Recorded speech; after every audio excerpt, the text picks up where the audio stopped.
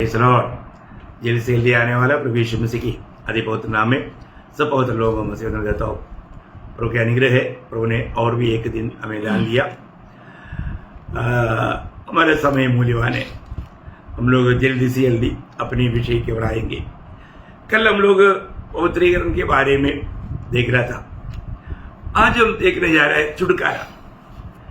देखो, उधार पाए हुए व्यक्ति का भिन्न भिन्न अनुभव में एक अनोखा अनुभव है छुटकारा। आपको मालूम है, हमारे जीवन में छुटकारा का अर्थ क्या है? एक बार खो गया था उसको वापस प्राप्त करना, जिसको बोलते हैं छुटकारा, है ना। खोया हुआ बात को वापस प्राप्त करना। तो हम लोग सब भाव करके परमेश्वर से खो गया था, तो परमेश्वर ने हमें वापस प्राप्त किया। कैसे प्राप्त किया, वो बात है आज हम लोग मनन करने के लिए जा रहे हैं। तो मैं एक बात आपको बताना चाहूँगा।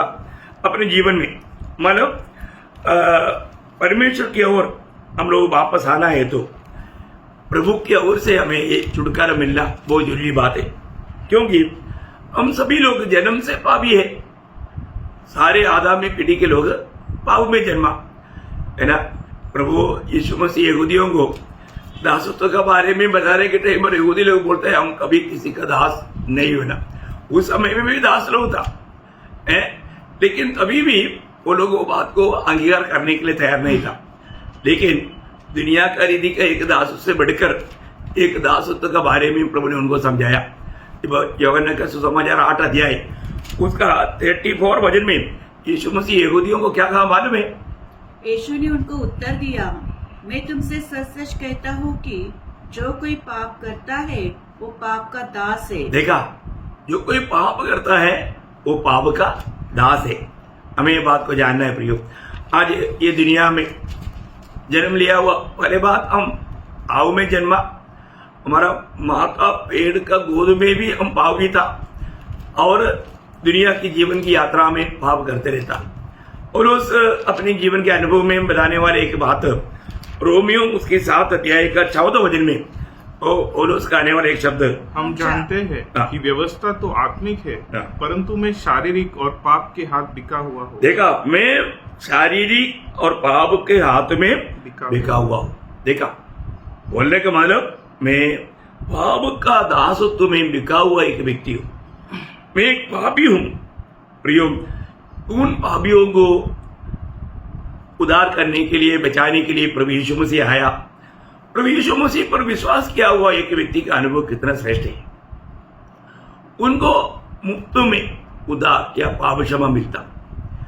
उस पाप क्षमा का अनुभव में आया हुआ वो व्यक्ति का अनुभव के बारे में कोई रोमियो उसका 6 अध्याय उसकी 17-18 वचन में हम देखता है, जो व्यक्ति यीशु मसीह पर विश्वास किया हुआ व्यक्ति का अनुभव कितना श्रेष्ठ बात है। वह वचन क्या कहता है? परंतु परमेश्वर का धन्यवाद हो कि तुम जो पाप के दास थे, पहले तुम पाप के दास थे, अब मन से उस उपदेश के मानने वाले हो गए जिसके साँचे में ढाले गए थे और पाप से छुड़ाए जाकर धर्म के दास हो गए। देखा, पाप से छुड़ाए जाकर धर्म के दास हुए। मतलब यीशु मसीह में हमें मिला हुआ उस दासत्व से छुटकारा। आप देखिए, इसलिए उसका फल क्या है? उसका 22 वचन, परंतु अब पाप से स्वतंत्र होकर और परमेश्वर के दास बनकर तुमको फल मिला, जिससे पवित्रता प्राप्त होती है। ओ, कितना बड़ी बात है। हमको आज एक सच्चा पवित्र जीवन बिताने लायक पाप की उस गुलामी से प्रभु ने हमें छुड़ाया। प्रियो, मसीह में हमारा जीवन कितना धन्य जीवन है, कितना श्रेष्ठ जीवन है। हम लोग ये बात को जानना है। इस दुनिया में कितना भी महत व्यक्ति क्यों ना हो, पर वो खुद को भी कभी भी अपने आप धर्मी नहीं बना सकता या अपने आप का छुटकारा नहीं हो सकता। मनुष्य के बारे में छुटकारा उसकी समझ से बाहर था। क्योंकि वचन आपको मालूम है, जब 49 भजन संहिता में लिखा है, 49 भजन संहिता उसका 7-8 वचन, उनमें से न कोई अपने भाई को किसी भांति छुड़ा नहीं सकता है और न परमेश्वर को उसके बदले में प्रायश्चित में कुछ दे सकता है, क्योंकि उनकी प्राणों की चुड़ौती भारी है। देखा, उनकी प्राणों की चुड़ौती भारी है, वह अंत तक कभी ना चुका सकेंगे।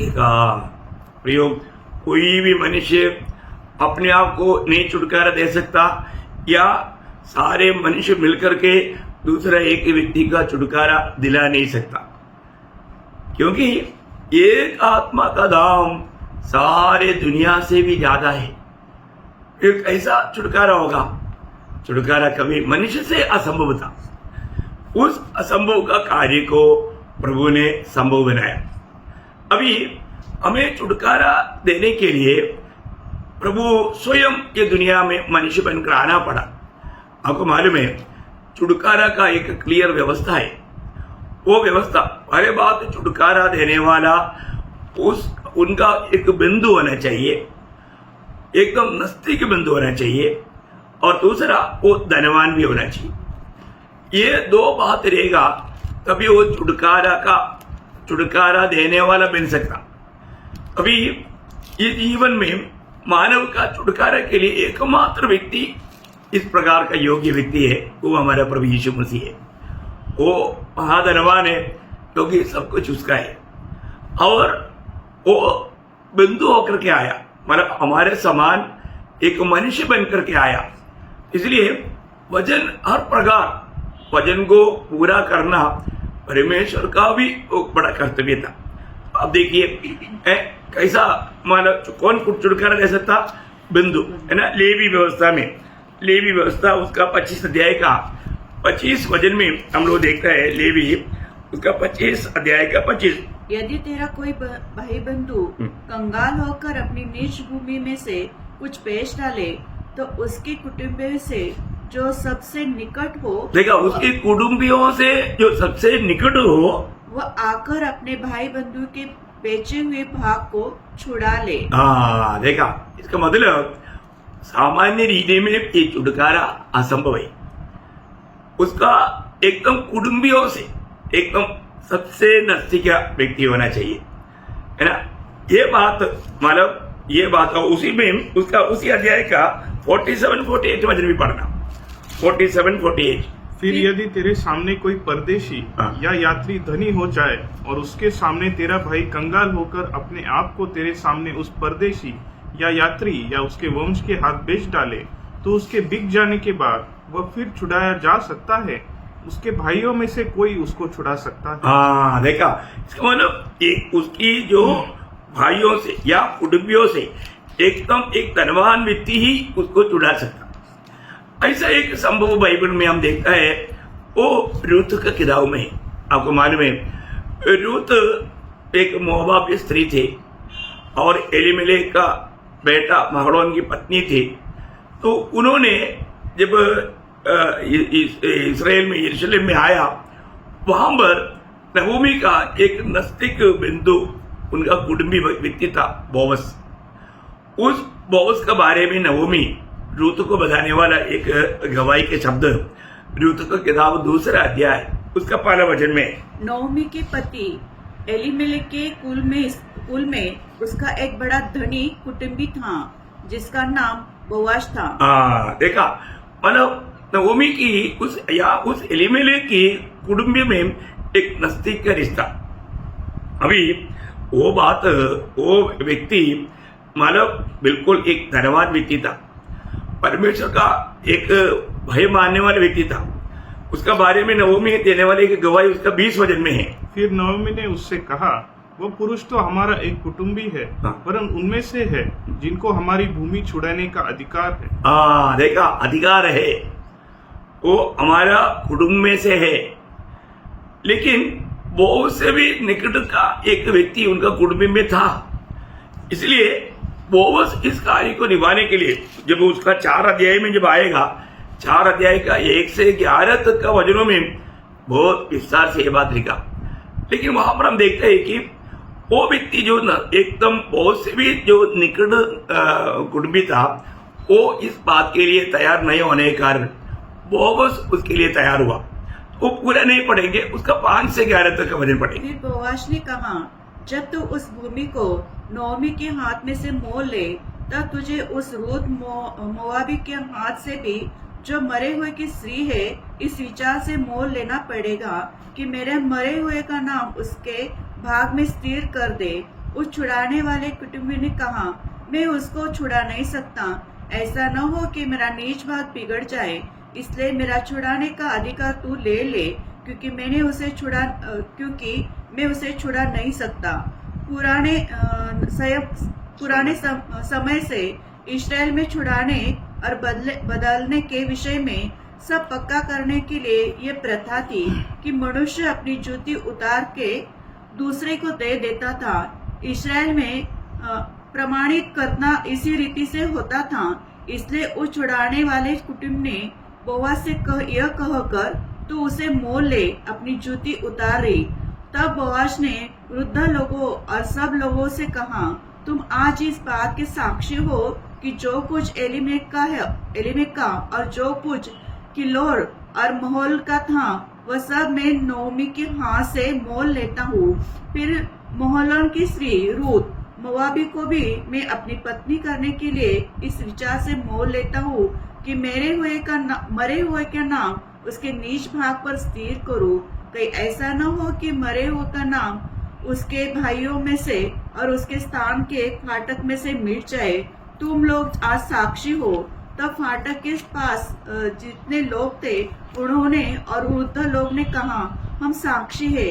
यह जो स्त्री तेरे घर में आती है, उसको यहोवा इस्राएल के घराने की दो उपजने वाली राहेल और लेआ के समान करे, और तू प्रताप और वीरता करे, और बेतलेहम में तेरा बड़ा नाम हो। हाँ, देखिए यहाँ पर ये बात से छुटकारा का एक सुंदर चित्र हमें मिलता है। अभी मतलब रूत का छुड़ाने वाला होकर के जब बोअज आया, तो बोअज ने रूत को मतलब अपनाया। उसके लिए उन्होंने क्या किया है ना, और वो कैसा था, वो बहुत धनवान व्यक्ति था, तो उन्होंने सब कुछ मतलब अपनाया छुटकारा दे करके। प्रियो, हमारे लिए भी इस रीति में हमारा कुटुंबी होकर के प्रभु यीशु मसीह आदमी पीढ़ी में है ना, हम पापियों के समान एक पाप का शरीर में होकर के मतलब हमारे लिए एक कुटुंबी बना बोलेगा, तो ये कितना भयंकर बात है। हमें छुटकारा देने के लिए प्रभु ने कितना बड़ा दाम चुकाया, ये बात को जानना। जब इब्रानियों का पत्री उसका दूसरा अध्याय उसका 14 वचन में लिखा है, इसलिए जबकि लड़के मांस और लहू के भागी है। देखा तो हम लोग कौन था, मांस और लहू के भागी थे। तो आप ही उनके समान उनका सहभागी हो गया, ताकि मृत्यु के द्वारा उसे जिसे मृत्यु पर शक्ति मिली थी, अर्थात शैतान को निकम्मा कर दे, और जितने मृत्यु के भय के मारे। कितना बड़ा बात है। हमें छुड़ाने के लिए, हमारा छुटकारा हमको प्रदान करने के लिए हमारे समान वो मांस और लहू का बन करके दुनिया में आकर हमारे लिए कालवरी सूली में अपने आप को बलिदान करते हुए हमारे लिए छुटकारा का दाम चुकाया। ये अपरंपार प्यार को हमें समझना कितना जरूरी बात है। हर एक लोग ये सच्चाई जानेगा तो कितना अच्छी बात था। मैं हर एक विश्वासी भाई बहनों को ये बात बताना चाहता हूँ, हमें मिला हुआ छुटकारा का महत्व हम जानते हैं क्या? यीशु मसीह सेवकाई के बीच में कहा हुआ एक शब्द मरकोस उसका 10 अध्याय का 45 वचन में हम देखता है, क्योंकि मनुष्य का पुत्र इसलिए नहीं आया कि उसकी सेवा टहल की जाए, पर इसलिए आया कि आप सेवा टहल करे और बहुतों की छुड़ौती के लिए अपना प्राण देने के लिए आया। प्रभु यीशु मसीह बहुतों की छुड़ौती के लिए दुनिया में आया। एक प्रकार बोलेगा तो सारे आदम पीढ़ी को छुड़ाने के लिए, उनका छुड़ौती का दाम चुकाने के लिए यीशु मसीह जगत में आया। प्रियो, मंडलीय जीवन में आने के बाद में हमें इसका एक अच्छा प्रकाश रहना जरूरी बात है। हम उदार पाए हुए लोगों को हमें मिला हुआ छुटकारा का महत्व अच्छा रीति में समझना चाहिए, क्योंकि आपको मालूम है ना, हमने जब भजन संगीत में पढ़ा, हमारे छुटकारा क्या था? असंभव था। उस असंभव को प्रभु ने संभव बनाया, और वो संभव बना करके प्रभु अपने लिए एक झुंड या मंडली तैयार कर रहा है। मंडली जीवन में आया हुआ लोगों के बारे में, उन लोगों के विषय में खाने के समय में एफेसुस का राजीनों को बुला करके जब पौलुस खाने के टाइम पर, और उस खाने वाले एक शब्द प्रेरितों का 20 अध्याय उस 28 वचन में हम पढ़ता है, इसलिए अपनी और पूरे चूर्ण की चौकसी करो, जिसने पवित्र आत्मा ने तुम्हें अध्यक्ष ठहराया है कि तुम परमेश्वर की कलीसिया की रखवाली करो, जिसे उसने अपने लहू से मोल लिया है। देखा, अपनी लहू से मोल लिया, अपनी लहू से मोल लिया, उनकी छुटकारे के लिए अपना पवित्र लहू बहाया। प्रियो, जो भी मंडली जीवन में आया, जिनका भी उद्धार हुआ, वो मोल लिया हुआ लोग है, छुटकारा पाए हुए लोग है ना। तो इसलिए जो भी उद्धार पाया हुआ व्यक्ति को ये समझ रखना, आज भी सही प्रकार, आज भी सही विश्वास से उद्धार पाने वाले लोगों की संख्या बहुत कम है। लेकिन हमको ये बात को जानना है, क्या मुझे मिला हुआ छुटकारा, मुझे मिला हुआ उद्धार, ये कितना महत्वपूर्ण उद्धार है, उसके लिए प्रभु ने कितना बड़ा दाम दिया है। आज उद्धार पाया हुआ मैं अपनी विषय में क्या जानता है, मैं कौन हूं, मैं किसका है, इतना तो जानकारी हमें रखना चाहिए। अनेक छुटकारा पाया हुआ लोग या उद्धार पाया हुआ लोग या नया जन्म पाया हुआ लोग, ये एक बात को जानना बहुत जरूरी है।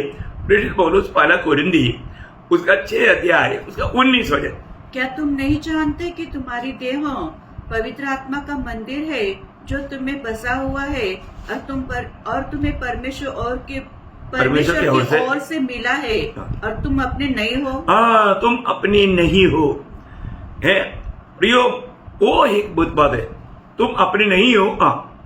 क्योंकि दाम देकर मोल लिए गया। प्रियो, तुम अपनी नहीं है, तुझे दाम देकर के मोल लिया, तुझे छुटकारा प्रभु ने दिया, प्रभु की लहू से खरीदा, हम अपने नहीं है ना।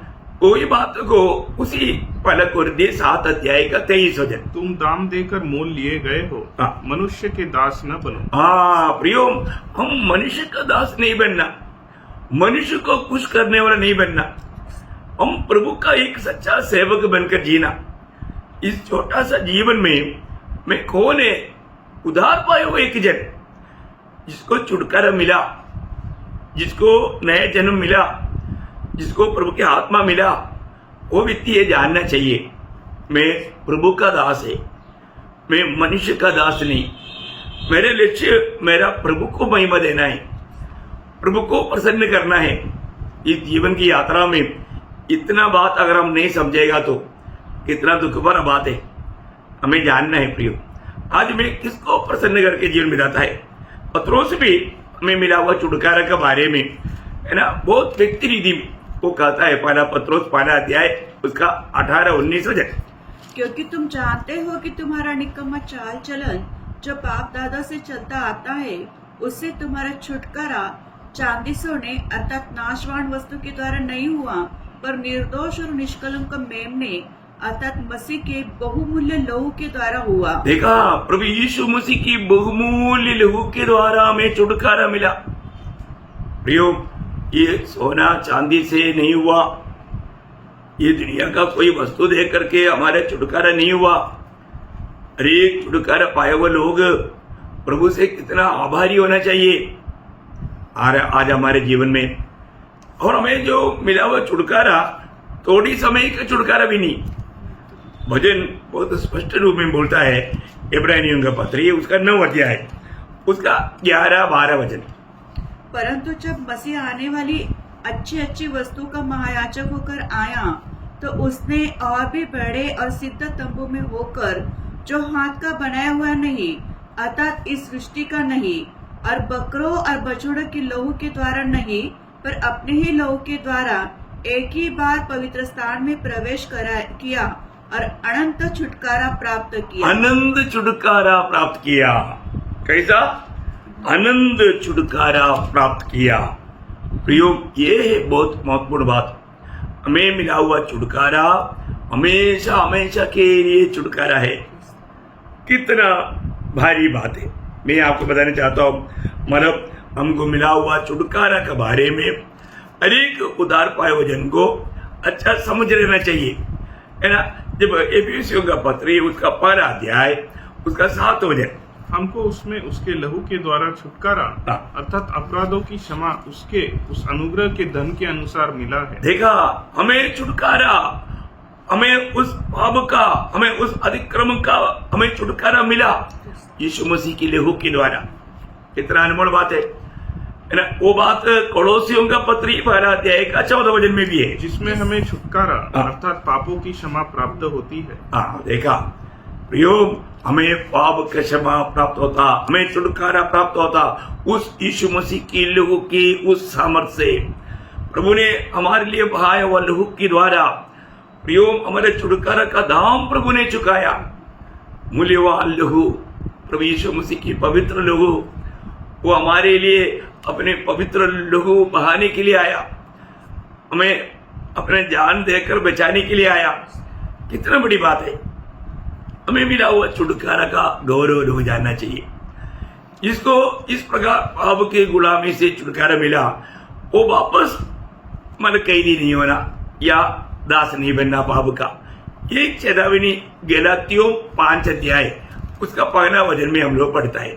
मसीह ने स्वतंत्रता के लिए हमें स्वतंत्र कर दिया है।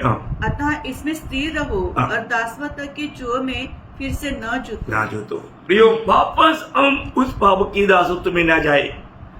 प्रभु ने हमें आजाद किया है, उस आजादी में बना रहना, है ना। इस जीवन की यात्रा में कहीं ना कहीं रीति में हमें वापस पाप का गुलाम बनाने के लिए हमारे विरोधी कोशिश में है, पर तो हमें सावधान रहना। जब तक हम ये शरीर में है प्रयोग, ये शरीर अभी प्रभु का है, प्रभु का एक भवन बना है। इसलिए ये शरीर में रहने के समय में हमें कैसा करना, वही 1 कोरिन्थी में 6 अध्याय का 20 वचन में और उस कहता है 1 कोरिन्थी 6 का 20, क्योंकि दाम देकर मोल लिए गए हो, इसलिए अपनी देह के द्वारा परमेश्वर की महिमा करो। प्रियो, प्रभु का महिमा हमारे जीवन का लक्ष्य होना चाहिए। आज इतना असंभव का कार्य प्रभु ने अपनी खून बहा करके हमारे लिए किया। वो हमारा नजदीक कुटुंबी होकर के आकर के वो हमारे लिए अपना पवित्र लहू बहाया। उसने इतना बड़ा कार्य हमारे लिए किया। इसमें आभारी होना कितना जरूरी बात है। इसलिए उधार पाया जब पौलुस अपने विषय में कहता है 2 कोरिन्थी 5 अध्याय उसका 9 वचन में, इस कारण हमारे मन की उमंग यह है, हमारा मन की उमंग यह है, चाहे साथ रहे चाहे अलग रहे, पर हम उसे भाते रहे। हम प्रभु को प्रसन्न करते रहे, हम प्रभु को प्रसन्न करते रहे। प्रियो, एक सच्चा उदार पाया व्यक्ति के अंदर ये एक इच्छा रहना चाहिए है। आज हम कितना धनी लोग हैं, हमें छुटकारा मिला, इसका गौरव जानना प्रियो। प्रभु ने उसके लिए कितना बड़ा दाम चुकाया। मैं एक छोटा कहानी, मैंने नहीं, प्रभु का श्रेष्ठ दास बिली ग्राहम ने कहा हुआ एक छोटा कहानी बोल करके ये संदेश में समाप्त करना चाहूंगा। आपको मालूम है कि एक बच्चा, उन्होंने कहा हुआ एक हमारा छोटा कहानी है। एक बच्चा, उन्होंने एक छोटा बोट बनाया। वो बोट बनाने के बाद में बारिश के दिनों में जब पानी बहने वाला एक छोटा सा एक पानी की स्रोत के उधर जा करके वो बैठ करके वो पानी में वो बोट को छोड़ करके उसमें खेल रहा था।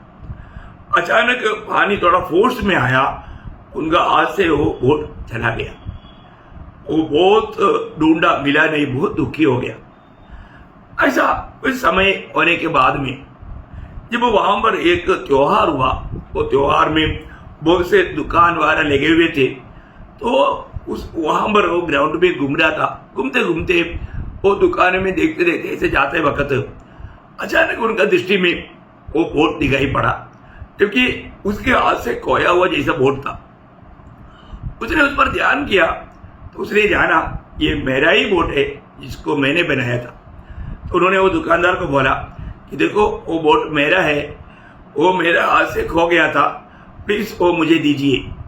तो दुकानदार ने बोला बेटे ऐसा नहीं दे सकता, उसको आपको दाम देना पड़ेगा। तो उसने पूछा अभी कितना दाम देना पड़ेगा? बोला $5। ओ, तो उनके पास $5 नहीं था, तो उन्होंने $5 कमा करके आ करके वो दुकानदार को वो $5 दे करके वो बोट लिया। जब वो बोट उसके हाथ में आया तो वो बोट से कहता है वो बेचा, देख एक समय में तुझे मैंने मेरे हाथ से बनाया, परंतु तू मेरे हाथ से खो गया, और तो आज मैंने तुझे खरीदा है, अभी तू मेरा है और तू हमेशा मेरा रहेगा, अभी मैं तुझे खोने नहीं दूंगा। कितना अनोखा बात है प्रिय, है ना। हम छुटकारा पाए हुए लोगों के बारे में प्रभु को यही कहना है, मेरे प्रिय बेटे प्रिय बेटी, तू मेरा बनाया हुआ था परंतु तू मुझसे खो गया, पाप तुझे बहका कर लेकर गया, और तो आज मैंने तुझे दाम दे करके मोल लिया, मैंने उसके लिए मेरा पवित्र लहू बहाया, और आज यीशु मसीह बोलते हैं अभी मेरे हाथ से तुझे कोई नहीं छीन सकता। वास्तव में छुटकारा पाए हुए लोगों का ये छुटकारा कितना अनोखा छुटकारा है प्रियो, हमेशा का छुटकारा। अभी हम कभी खो नहीं सकता, क्योंकि प्रभु हमें नष्ट नहीं होने देगा। मैं आपको एक बात पूछूं, आपका छुटकारा हुआ है क्या? आपका उद्धार हुआ है क्या? आपका नया जन्म हुआ है क्या? आपका पाप क्षमा हुआ है क्या? अपने आप को पूछो, अपने आप को परखो प्रियो। आज प्रभु के साथ एक सच्चा नाता आपका है क्या? आज आप प्रभु में है क्या? ये बात को जानना, क्योंकि जो लोग आज प्रभु यीशु मसीह वो मेरे पापों के लिए दुनिया में आकर मेरा पाप की सजा मृत्यु मेरे लिए सहा और उसकी पवित्र लहू मेरे लिए बहाया, ये सच्चाई यदि आप विश्वास करेगा, आप प्रभु यीशु को अपना दिल देगा, तो प्रभु आपके जीवन में आएगा, आपको उसी पाप क्षमा मिलेगा, और उस दिन से प्रभु बोलेगा अभी तू मेरा है, तू मेरा बेटा है, तू मेरा बेटी है, अभी तू कभी नहीं नष्ट होगा। कितना अच्छी बात है, कितना श्रेष्ठ बात है। इसलिए अगर अभी तक आपका उद्धार नहीं हुआ तो आज ही ये संदेश सुनते सुनते आप अपना दिल प्रभु को दे। अगर आपने उद्धार पाया है तो आप जाने आज मैं किसका है, मैं प्रभु का है, मैं प्रभु का महिमा का कारण बनता है कि नहीं। मेरा जीवन का उमंग, मेरे जीवन का सबसे बड़ा आनंद प्रभु को प्रसन्न करना है कि नहीं प्रियो। और कोई बातों पर, दुनिया की बातों पर हमारा मन ना बहके, प्रभु में अपना मन को स्थिर करे और अनंतता की बातों की उस दर्शन में प्रभु का सेवा करने के लिए और प्रभु का महिमा करते रहने के लिए प्रभु के वचनों के द्वारा आप सबको सहायता करे। प्रभु को महिमा मिले। आमीन।